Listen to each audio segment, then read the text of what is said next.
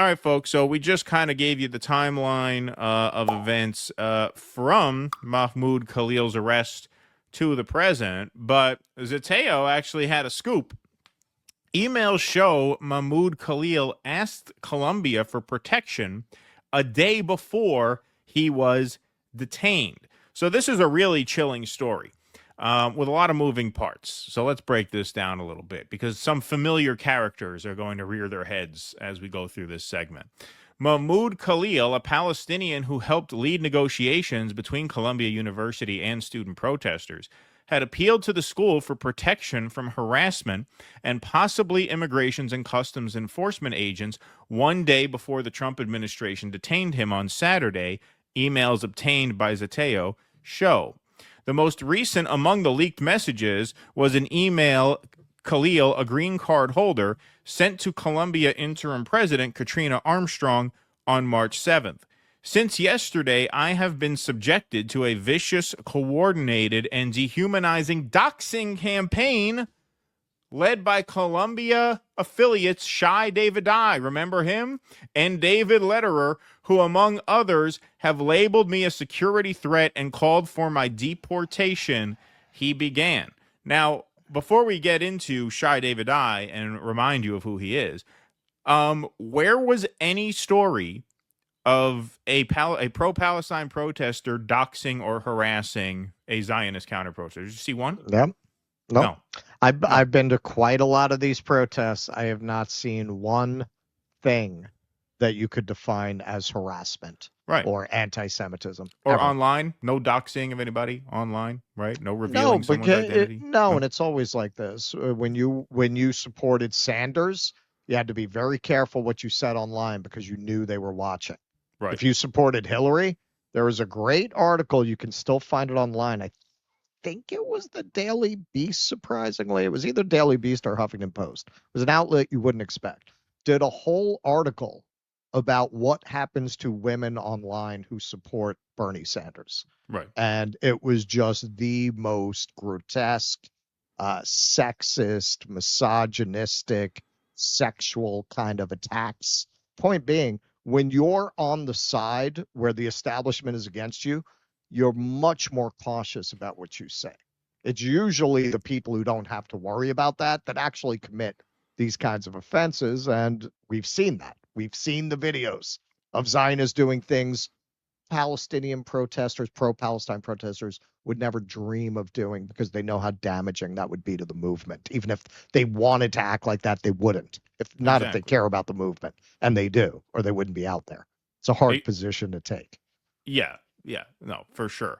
And one of these Zionists who has engaged in this is, of course, Shai Davidai. So as the article says here, you had Khalil report to the school that he's been subject to vicious, coordinated, and dehumanizing doxing campaign led by Columbia affiliates Shai Davidai and David Lederer. Now, we know that Shai Davidai was on Columbia's radar because he had been suspended from campus just last year for harassing school officials over anti-Israel protesters. So we're going to take a quick look back at this absolute maniac. So this was October 7th, 2024, the one-year anniversary. There was a pro-Palestine protest on campus.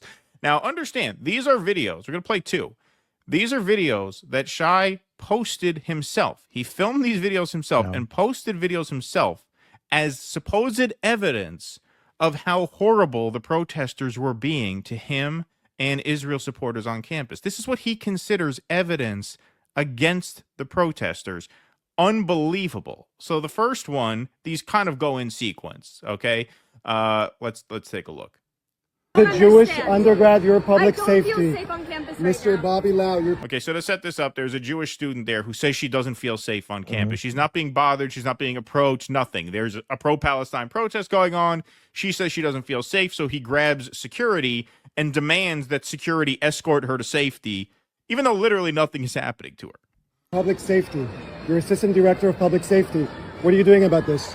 We're doing about what? We can take a report for you. No, not a report. You're telling a Jew to move out of public space because you can't protect her? I'm not telling you to move. Okay, You're but telling I can't her stay to... here because I don't feel So safe. come with us. You know what? I'm going to go back to my Let's dorm go inside. because- We're going to go inside and Nothing's you're going to happening to protect her. us because she's allowed to be there. Come with me, man. Okay.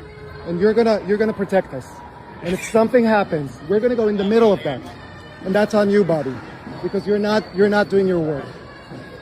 Okay, no, first of all, I mean, Sick bastards. the idiocy of this man. Hold on, I have to point this out, just from a blocking standpoint. If you were really afraid, so they're walking toward a line of protesters, as we'll see in maybe the end of this video, certainly the beginning of the next one. Like I said, these are in sequence.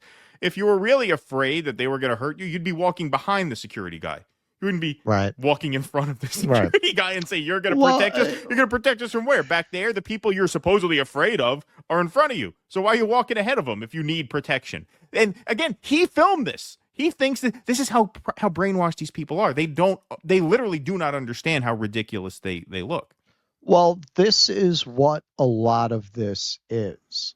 In the best possible light, these cry bullies are sincere because you have a meeting of the idea of safe spaces, right? Which they've been inculcated with. They tend to be from the class that takes those ideas seriously, with having been raised to believe that Palestinians, while they won't put it this way, this is what they've been raised to believe.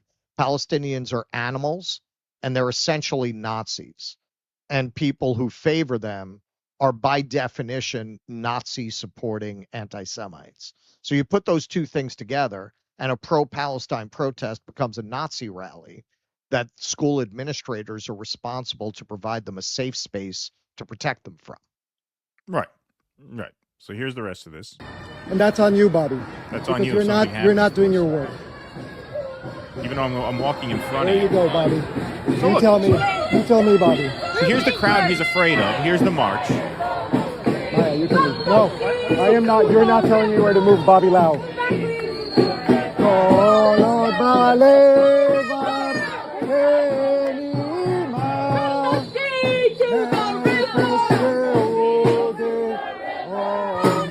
Okay, so now the march comes towards him. Now you can see this guy's going to come into play in the next video. The guy standing over there in the suit. You see there's a walkway right over there.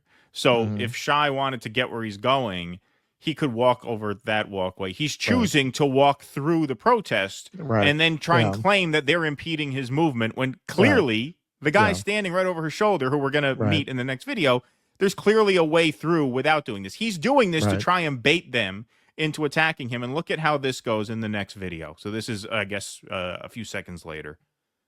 Here, I want to stand here. And I want to stand here. I do not want to be blocked. And you bring all of public safety here right now. Right now. I'm here. No, you're not here for me. I want all. Okay, the absurdity of what he's saying, I want to stand here. This would be like if you need to tie your shoe when you're walking down the street. And there's a guy standing outside a bar smoking a cigarette. And you go to tie your shoe and you tell him, move. And the guy's like, well, why? Because I have to tie my shoe. Well, to tie your shoe over there. No, I want to tie my shoe here. I want to tie my shoe where you're standing. You move. I have a right to tie my shoe here. Like, that's how absurd this is. Well, and also, I mean, you could say this about any protest. You could say this about a parade. Oh, say this about anybody, anywhere. It's the St. Patrick's Day space. Parade. I want to walk this way. These Irish people are getting in my way. Right. Stop them. You can say this I'm about trying to walk anybody up anywhere. Fifth Avenue. If you declare you have a right to stand wherever you want, then you could always declare that someone else is standing where you want to stand. Right. Like, what are you talking? Like, it makes no sense. If there's someone sitting on a bench and you walk up to the bench, I want to sit here. You're blocking me. What do you mean I'm blocking you? I'm sitting on the bench. I want to sit on the bench. But remember, these psychos, really, what they're seeing, I keep sending you those screenshots of the woman that I'm very ashamed I dated many years ago, who is just complete wacko Zionist. She shared Shai Davidai's tweets about how what they're doing is not legally protected because it's vandalism, it's violence. Listen, man, you get into these people's heads, like, what does she believe? She believes that this is a Nazi rally. And if that's what you believe, well, then there can be no explanation for why everyone isn't alarmed and horrified other than anti-Semitism. What else could it be? Right? I mean, there's no other explanation if that's what you completely believe about this. And these real Zionist lunatics like Shai Davidai, that's really what they see. Of course. When they see a pro-Palestine protest, they see swastikas Right. coming down the road, and everyone's saying, "Well, that's their speech." Right? That's what they think is happening, and they're legitimately, they believe that. All right, here's the rest of this. Walk with me until they tell them to disperse, because they cannot surround me and limit my movement. This is amazing. I have a freedom of movement. That you want to move. I want to walk here and back, and I don't want to be here. I have freedom of movement. So do they. They're not ghosts. They're physical. They occupy physical space. So you have the right to move where you want. They have the right to move. Like, it's so absurd. He's just trying to create an incident. Watch this.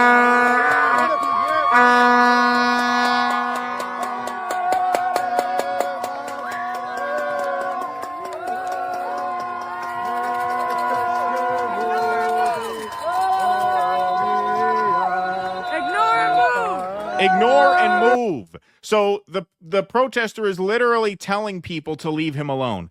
This is the like I said, it's unbelievable how deranged this guy is. He posts this, he films this and posts this as evidence of harassment. He literally puts a camera right in the protester's face, who instructs the crowd, ignore and move, meaning don't engage him, don't get into it with him, ignore him and keep moving. He posts this as evidence that this is a hate march. Ignore and move. Well, because to him it is. That's how warped these people are.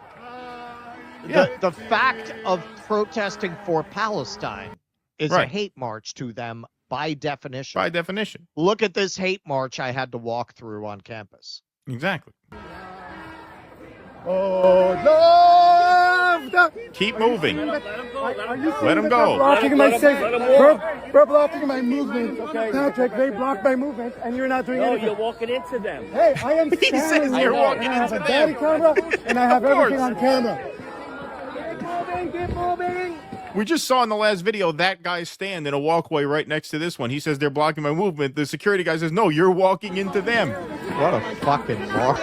They are blocking my movement. They're blocking my movement. And you're not doing your job. What You're the not hell are doing you your job. talking You're about? not keeping Jews safe. Keep Lord, my live up. What a lunatic, man. Nobody says a word to him. Nobody does anything to him. You literally film them saying ignore and move. Literally under and orders to posted it. leave you alone. And you posted as evidence of them Not terrorizing even bright you. enough to edit that. No, not even bright enough to edit the part out where they specifically say ignore and move.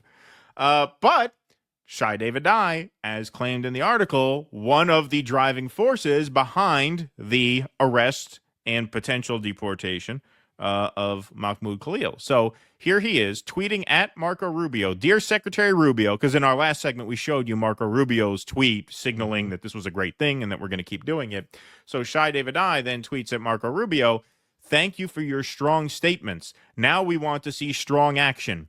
Illegally taking over a college in which you are not even enrolled and distributing terrorist propaganda should be a deportable offense, no? Because that's what Mahmoud Khalil from Columbia SJP did yesterday at Barnard College. So Jasper Nathaniel quotes, Columbia professor Shai Davidai collaborated with the Trump administration to get Columbia student Mahmoud Khalil arrested and potentially deported for the crime of leading peaceful protests. Khalil's wife is 8 months pregnant. Now, this guy then replies to him, I didn't collaborate with anyone. This is a blatant lie. Now, how would you characterize using your massive platform to urge the Secretary of State to deport Khalil? In any case, if you're feeling some remorse, now would be a great time to urge Rubio and the DHS to release him. These are real people with real lives we're talking about. Lou Hain was less polite, but you literally urge the Secretary of State to deport a student for protesting. Own up to your shit, coward. Yeah, what do you mean you didn't collaborate? You have a major following. You're a famous figure now because of what an asshole you are. And you tag the Secretary of State. What do you mean you didn't collaborate? Again, this is they're crazy. They're crazy. Like they just lie and distort in broad daylight. Yep. Doesn't matter. Yeah. So their attacks, back to the article, have incited a wave of hate, including calls for my deportation and death threats. So this is Mahmoud quoted again. I have outlined the wider context below, yet Columbia has not provided any meaningful support or resources in response to this escalating threat, he added. I haven't been able to sleep, fearing that ICE or a dangerous individual might come to my home. I urgently need legal support, and I urge you to intervene and provide the necessary protections to prevent further harm. So, again, here you have a pro Palestine activist alerting Columbia University that one of their staff, who they have already reprimanded for harassing pro Palestine protesters, is coming after him and has put a target on his back. They don't do anything. No. They don't do anything. And of course, within days, he is apprehended. The message was especially notable given several reports, of ICE being spotted on campus throughout the week, and Columbia's own guidance published this weekend about potential visits to campus by ICE. In the memo, the school said faculty and staff should not interfere in exigent circumstances where ICE agents seek access to university buildings or people without a warrant. Columbia University and letterer did not immediately respond to Zetayo's requests for comments. Davidai, who had been suspended from campus last year over allegations he had harassed university staff, denied collaborating with the Trump administration to get Khalil deported.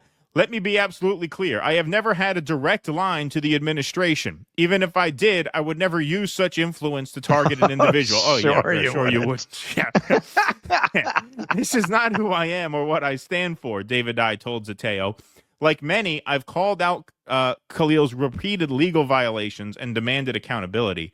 But as I always remind my students, just because one event follows another doesn't mean it caused it. Logic 101. Are you a logic teacher? Wow, that's amazing. Again, no one has cited any of these illegal actions. No one has cited what he did wrong that violated the law. Khalil's March 7th email came after an earlier January 31st email he sent, in which he urged the school to take immediate action to protect international students at Columbia facing severe and pervasive doxing, discriminatory harassment, and very possibly deportation in retaliation for the lawful exercising of their rights to freedom of speech, expression, and association. So once again, you have an example where the narrative is that Jewish students are being harassed. No evidence of that whatsoever. There's a long history of documented evidence that actually pro-Palestine protesters are being harassed. He brings this to the attention of the school, saying that a guy who you've already punished for this exact reason is doing it again. Only this time the stakes are a lot higher because the new sheriff in town wants to deport the foreign students who are on his shit list. Nothing. They tell the staff, don't worry whether they have a warrant or not. Let them do what they got to do. It's private property. Columbia University, right? They shouldn't have to let them in without a warrant, but they're rolling over. Yeah, if there's any bright spot to all of this, it has exposed these liberal academic institutions as the money-grubbing whores and hypocrites that they actually are. Yes. These are the same exact people who wanted you to know how much they stand for values of freedom and intellectual diversity and racial and identity diversity. And they just completely rolled over to a literal settler colonial genocide project easily. It didn't even take a lot. Just took putting their presidents in front of Congress, grilling them a little bit. And they didn't even, this is the beautiful part, they didn't even get the money. Right. They got defunded anyway. They got defunded anyway, which you would think would make the other ones say, well, why are we going to cooperate with this? But they're all whores. They're all whores, cowards. They have investments in defense and weapons manufacturers. They're scum. They've never been what they pretend to be. And I hope as an American, I hope we're able to come out to the other side of this. I don't know if I've ever been an accelerationist, but I think the accelerationists are getting their wish here. This is all going to wind up discrediting everybody in government, including Trump and people who support him. You guys are going to be discredited. You're already being discredited daily. But how does this make America great? Yeah, Does it make Israel great? All of these powerful totems in our society are being discredited. And maybe to white pill a little bit, maybe that'll open up an opportunity for this whole right-left paradigm to go away and for the people to get together and actually get what they actually want, which I don't believe this is what anybody really wants other than these Zionists, which are a very small percentage of the population globally and domestically. All right. Well, Shai Davidai isn't the only familiar face that we're going to be reintroduced to in this story. Khalil cited a threatening post by the pro-Israel organization Betar in January. In the post, the group wrote that he said Zionists don't deserve to live, a statement Khalil unequivocally denied making in his email to university officials. Betar also wrote that ICE is aware of his home address and whereabouts and that they have provided all his information to multiple contacts. He's on our deport list, Betar added. So here is this Betar group, who we're going to, remind you exactly who they are a little later. But here is their post gloating, bragging about getting Mahmoud Khalil deported. Of course, they say his name, Muhammad, there in the caption. Betar posted. So on January 29th, Betar posted on Twitter that Muhammad Khalil should get deported. Because he said while he was on a visa that Zionists do not have the right to live. You see how disrespectful this guy is? While he's on a visa, he says we don't have a right to live. Okay, now just note, obviously, Khalil denied saying that. And, usually when you do these kind of TikTok videos, you show what you're talking about. So if there's any documentation that he actually said that, you'd think he'd put it there. Instead, he does a Kyle Kalinske Marianne job where he just says that's what he said. And, of course, provides no evidence because, of course, we know he didn't say it. I mean, it doesn't exist. Yeah, I could guarantee you he did not say that. If he did, there'd be evidence. Like everything everything everyone is saying about this guy, whether it's guys like this, whether it's Shai Davidai, whether it's CNN, whether it's Trump, whether it's Rubio, whether it's ICE, if any of what they were saying about this guy were true, they would have evidence and everybody would know about it. Like everyone would know. But you have not seen a shred of evidence. All the video we have of this guy is giving very measured interviews like the one he gave to CNN, which we played a couple segments back. All right, we'll let this guy finish. Now today, on March 9th, Muhammad Khalil got deported. Is this a coincidence? I don't know. Nardino, thanks for letting us know that it went through. We really appreciate it. There you go. So openly bragging that they got this guy deported. Now, who are Betar? You may remember these guys. These are the guys who did the famous beeper stunts where they approach people and hand them beepers and pagers in New York City.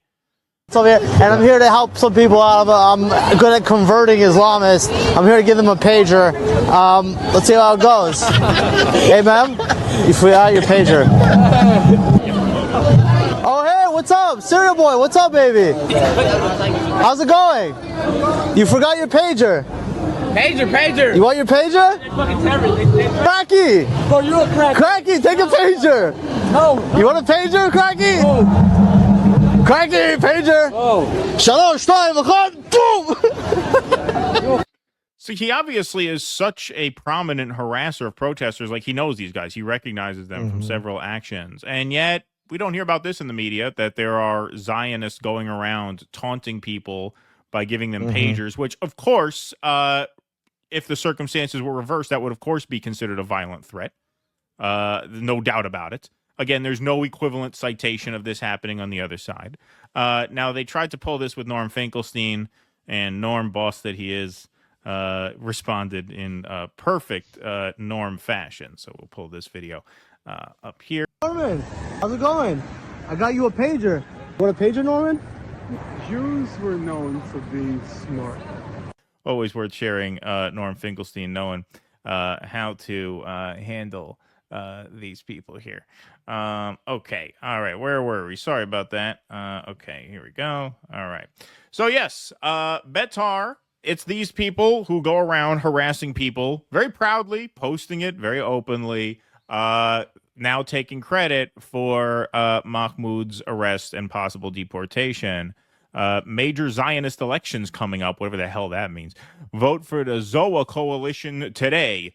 we got jihadis deported. So there they are, bragging about it, taking credit for this action.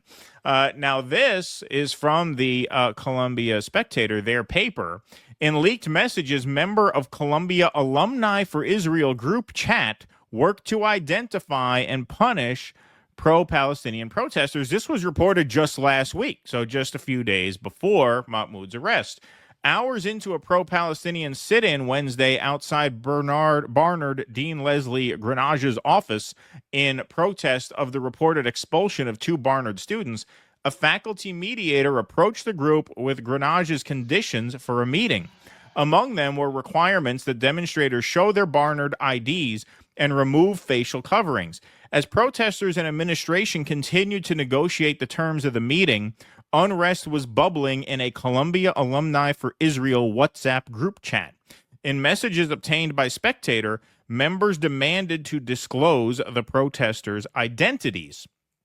Group chat members shared names of students allegedly affiliated with pro-Palestinian student groups, focusing on identifying students who are allegedly leaders of the organizations.